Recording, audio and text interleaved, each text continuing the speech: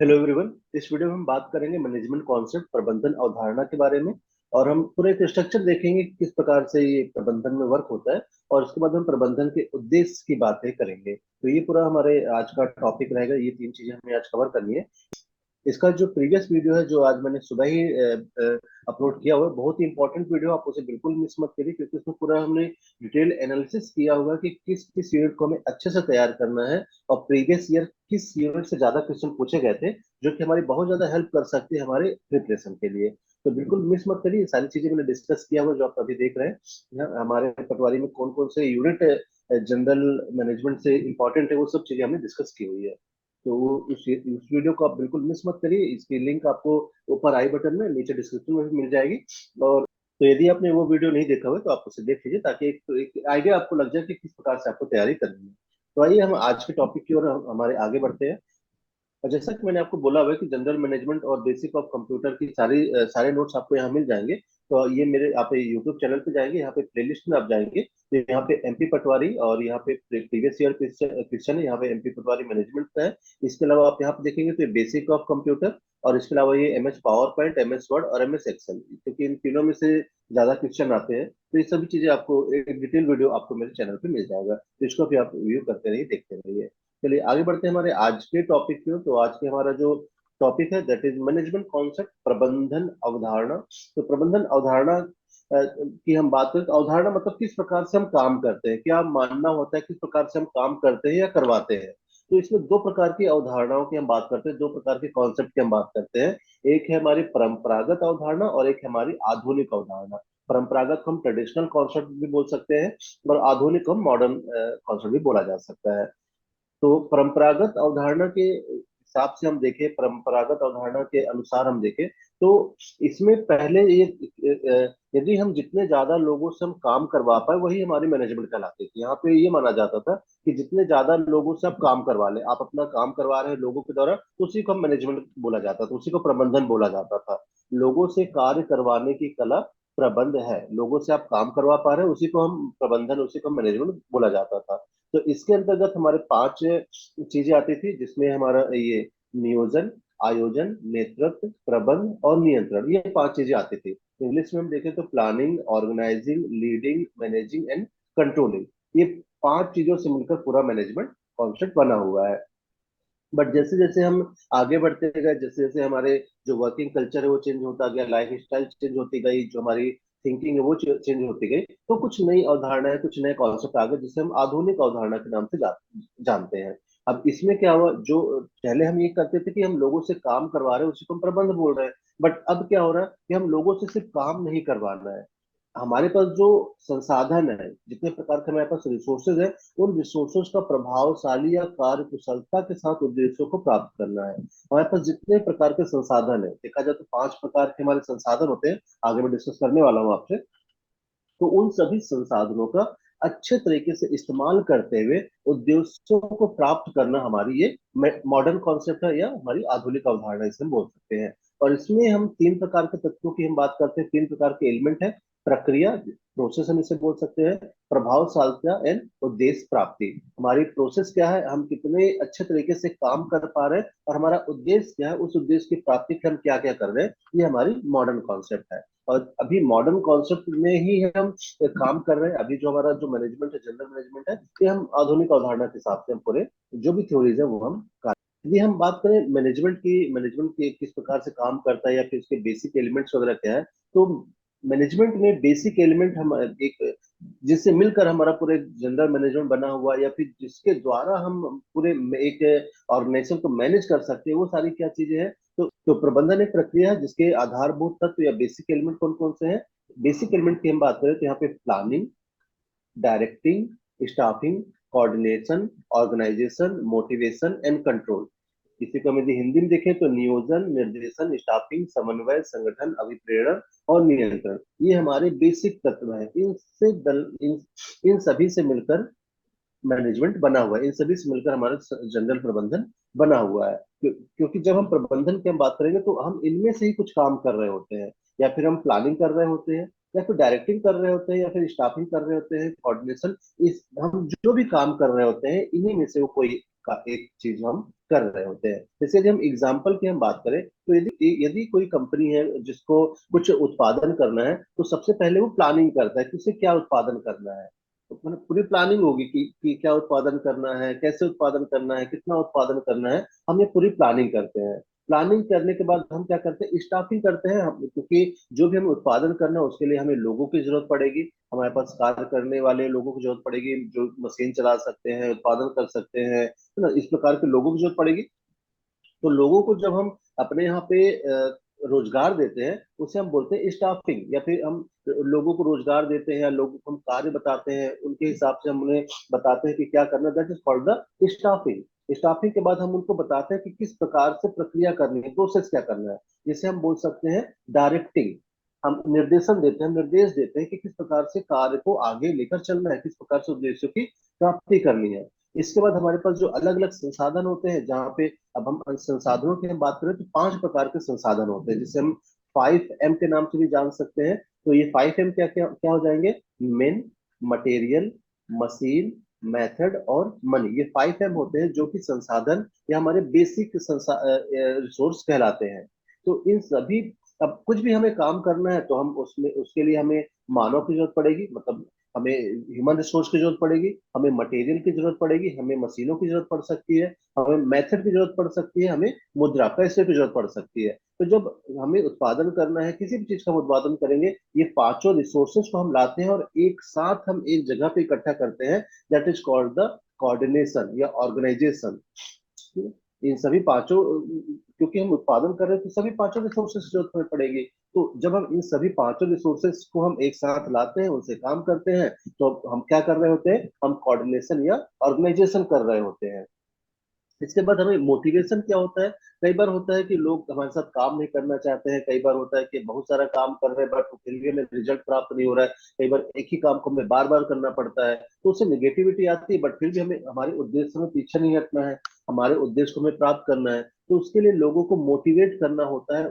Motivation internal और external दोनों प्रकार के होते हैं। तो मोटिवेट हम कैसे कर पाए हमारे ह्यूमन रिसोर्स को, कैसे हम उसको और मोटिवेट करके ज्यादा उत्पादन कर सकते हैं, ज्यादा लक्ष्यों की प्राप्ति की ओर आगे बढ़ा सकते हैं, ये हमारी मोटिवेशन कहलाता है।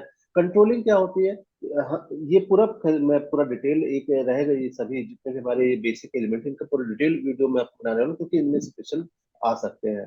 कंट्रोलिंग की हम बात करें तो कंट्रोलिंग होगी कि जो भी हमने प्लानिंग किया, डायरेक्टिंग किया, स्टाफिंग किया, कोऑर्डिनेशन, ये सब चीजें हमने करी, ये सभी चीजें ठीक तरीके से हुई हैं। हम जो लक्ष्य को प्राप्त करना चाह रहे थे, हम जो गोल हमने सेट किया हुआ है, उसकी ओर हम आगे बढ़ रहे हैं, किस किस रफ्तार से हम आगे बढ़ रहे हैं, कितना हम गोल को अचीव कर पा रहे हैं, ये सभी को देखना, इन सभी को नियंत्रण करना हमारा क्या कहलाता है? कंट्रोलिंग या नियंत्रण करना कहलाता है। ठीक है, तो आई थिंक आपको ये बेसिक एलिमेंट पूरा क्लियर होगा। 5 रिसोर्सेज ध्यान रखें कि हमारे पास कौन कौन से रिसोर्स होते हैं, और जब भी हम जब इसको पूरा मिला दे एक साथ, तो ये क्या कहलाएगा? हमारा जनरल मैनेजमेंट का पूरा कॉन्सेप्ट है। और इन सभी को मिलाकर यहाँ पे हम ये सभी एलिमेंट मिल जाएंगे, ये सभी रिसोर्स मिल जाएंगे, तो इन सभी को मिलाकर हमने जो हमारा उद्देश्य बनाया हुआ है, हमने जो हमारा गोल बनाया हुआ है, उसकी पूर्ति के लिए हमें इन सभी चीजों की जरूरत पड़ती है। चलिए आइए आगे बढ़ते हैं। प्रबंधन के उद्देश्य, ऑब्जेक्टिव ऑफ मैनेजमेंट। तो हम जब ऑब्जेक्टिव की हम बात करें प्रबंधन में, तो 4 प्रकार के ऑब्जेक्टिव होते हैं: primary objective, secondary objective, personal objective और सोशल ऑब्जेक्टिव। अभी ये ऑब्जेक्टिव क्या होते हैं, किसके अंतर्गत क्या चीजें आती है, आइए देखते हैं। तो सबसे पहला है हमारा प्राथमिक उद्देश्य या प्राइमरी ऑब्जेक्टिव। सबसे प्राइमरी ऑब्जेक्टिव क्या है? तो पहला है हमारा कॉस्ट इफेक्टिव प्रोडक्शन, उचित लागत पर उत्पादन करना। ये हमारा प्राथमिक उद्देश्य है। जब हम उत्पादन की हम बात करते हैं, उत्पादन दो चीजों का हो सकता है, या फिर आप कोई प्रोडक्ट बना रहे होंगे या फिर कोई सर्विस आप दे रहे होंगे। तो चाहे आप प्रोडक्ट की हम बात करें या सर्विस की हम बात करें, उसको कॉस्ट इफेक्टिव प्रोडक्शन हमें करना है। कॉस्ट इफेक्टिव मतलब कम लागत में ज्यादा प्रोडक्शन, ये हमारा प्राथमिक उद्देश्य होता है। क्यों अब हम क्यों कर रहे हैं इस प्रकार से? क्योंकि हमारे पास जितने भी रिसोर्सेज हैं वो लिमिटेड है, हमारे पास जितने भी रिसोर्सेज की हम बात करते हैं वो सभी लिमिटेड होते हैं। इसलिए हम क्या करते हैं, उससे कॉस्ट इफेक्टिव बनाने की कोशिश करते हैं। यदि मुझे एक अनलिमिटेड रिसोर्स मिलेगा तो वहां पे फिर मैनेजमेंट फिर आएगा ही नहीं, वहां पे हम तो कितना भी काम कर सकते हैं। तो हमारे पास रिसोर्स लिमिटेड है। अब रिसोर्स, अभी हमने 5 रिसोर्सेज की बात करी, उन सभी वो सभी रिसोर्स लिमिटेड है। तो उसका हमें इस प्रकार से इस्तेमाल करना है कि हमें उचित लागत पर, अब लागत में सिर्फ पैसे की हम बात नहीं कर रहे हैं, हम यहाँ पे टाइम की भी बात कर रहे हैं, ह्यूमन रिसोर्स की भी बात कर रहे हैं, हमारे जो मेन मटेरियल मनी कॉन्सेप्ट ये सभी जो लग रहे हैं उन सभी को हम लागत बोलते हैं। तो उसका कम से कम उपयोग करते हुए ज्यादा से ज्यादा उत्पादन देना हमारा प्राथमिक उद्देश्य होता है। Second, to distribute product and service at a fair price. जो हम यहाँ पे लागत कर रहे हैं, जो हम उत्पादन कर रहे हैं, उन उत्पादों और सेवाओं का उचित मूल्य पर वितरण करना। ऐसा नहीं कि हम जो हम प्रोडक्शन कर रहे हैं उसे हम एक उचित लागत पर तो उत्पादन कर रहे हैं, बट हम उसे हायर कॉस्ट पे बेच रहे हैं। हमें जो भी हमने उत्पादन किया हुआ है, जो भी हमने प्रोडक्ट या सर्विस बनाई हुई है, उसे एक ऐसे रेट पर, एक ऐसे प्राइस पर, एक ऐसे मूल्य पर हमें लोगों को प्रोवाइड करना है, एक ऐसे मूल्य पर उपलब्ध कराना है जिससे वो आसानी से उसे खरीद सके। ये हमारा दूसरा ऑब्जेक्टिव है। तीसरा objective, fair remuneration to all the resources. सभी संसाधनों को उचित पारिश्रमिक देना। उचित पारिश्रमिक मतलब यदि हम ह्यूमन रिसोर्स की हम बात करें, जो हमारे यहाँ पे एम्प्लॉय हैं, जिनको जिनसे हम काम करवा रहे हैं, वो जितना भी, कई कई जगह होता है वो पर आवर के रेट पे हम उन्हें चार्ज पे करते हैं, कई जगह होता है पर डे के हिसाब से हम पे करते हैं। तो जो भी उचित पारिश्रमिक है, जो भी उचित हम बोले तो सैलरीज वगैरह है, या फिर जो भी हम संसाधन उपयोग कर रहे हैं, जो भी हमारे सप्लायर, उनसे हम जो भी रॉ मटेरियल खरीद रहे हैं, उनको हम उचित, जितना भी उचित भाव होगा वो हम उन्हें प्रोवाइड करें। इसके अलावा है, give reasonable profit to the enterprise. उपक्रम को उचित लाभार्जन देना। ये तो हमारा सबसे बेसिक एलिमेंट है, सबसे प्राइमरी ऑब्जेक्टिव है। हम जिस भी इंटरप्राइज के लिए काम कर रहे हैं, जिस ऑर्गेनाइजेशन के लिए काम कर रहे हैं, उसे हमें लाभ में ले जाना है, उसे हमें रीजनेबल प्रॉफिट करके देना है। क्योंकि यदि हम प्रॉफिट, यदि जनरल मैनेजमेंट उसको प्रॉफिट नहीं करके देगा, तो जो भी ऑर्गेनाइजेशन है वो लॉन्ग टर्म में सस्टेन नहीं कर पाएगी,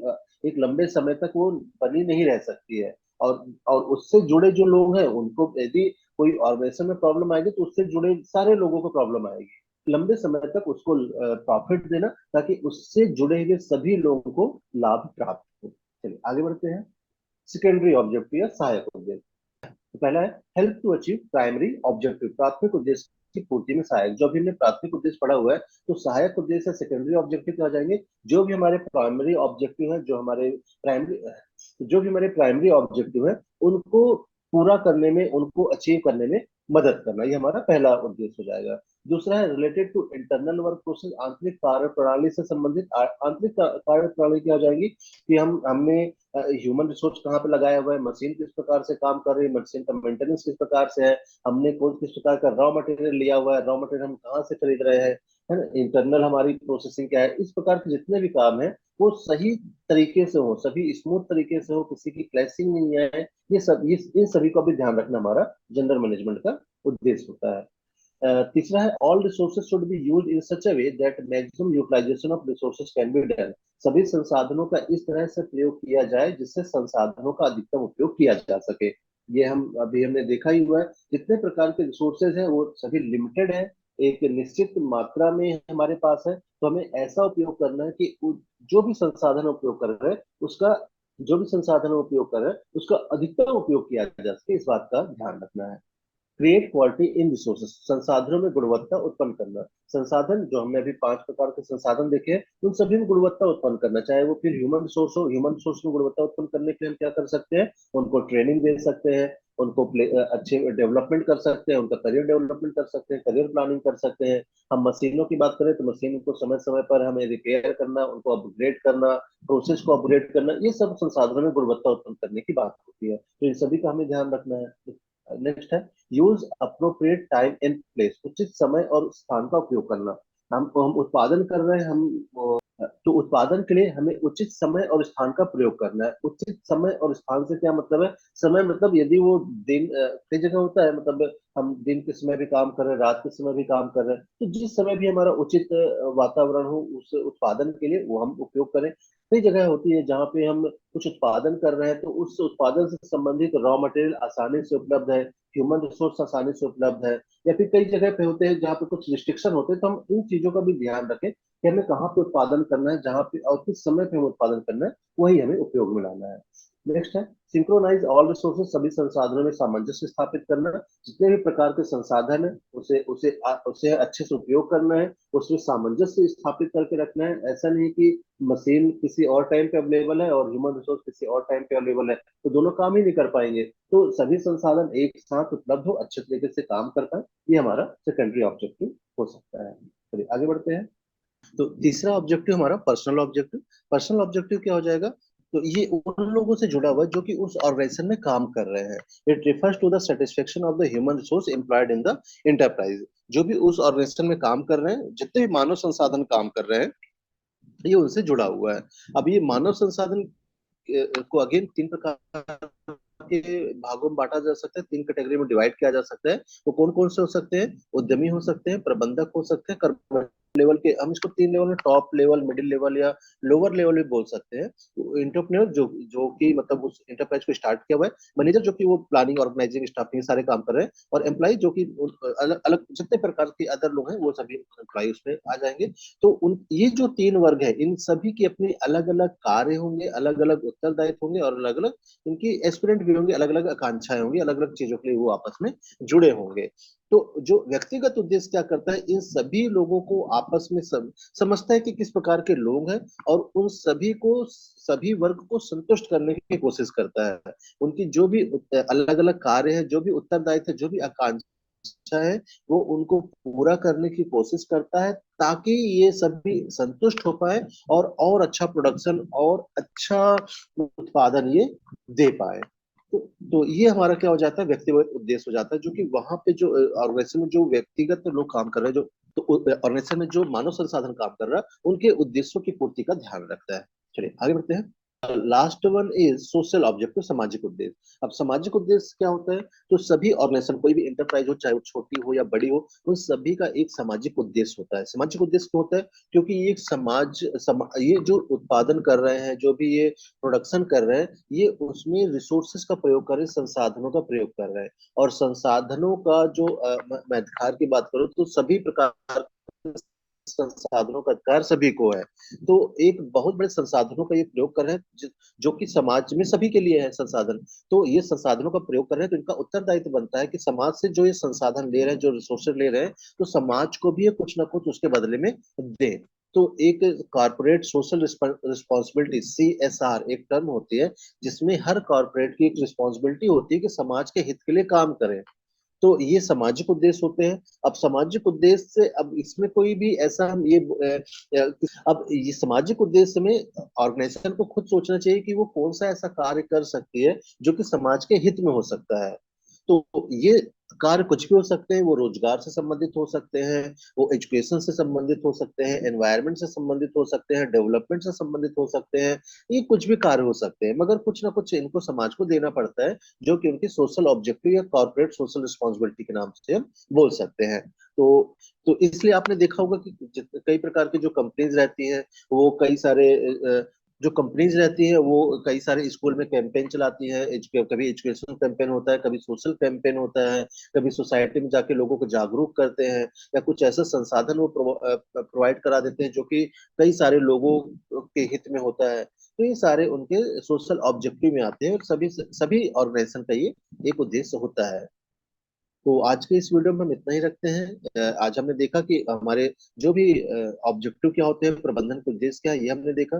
प्रबंधन के कॉन्सेप्ट कौन कौन से होते हैं, ये हमने देखा। नेक्स्ट वीडियो में मैं ये जो planning, organising, leading, managing, controlling, इनका डिटेल वीडियो लाने वाला हूँ, जो कि आपको कल मिल जाएगा। तो मिलते हैं हमारे नेक्स्ट वीडियो में, तब तक के लिए थैंक यू, बाय बाय। यदि आपने लाइक और सब्सक्राइब नहीं किया है तो कर दीजिए।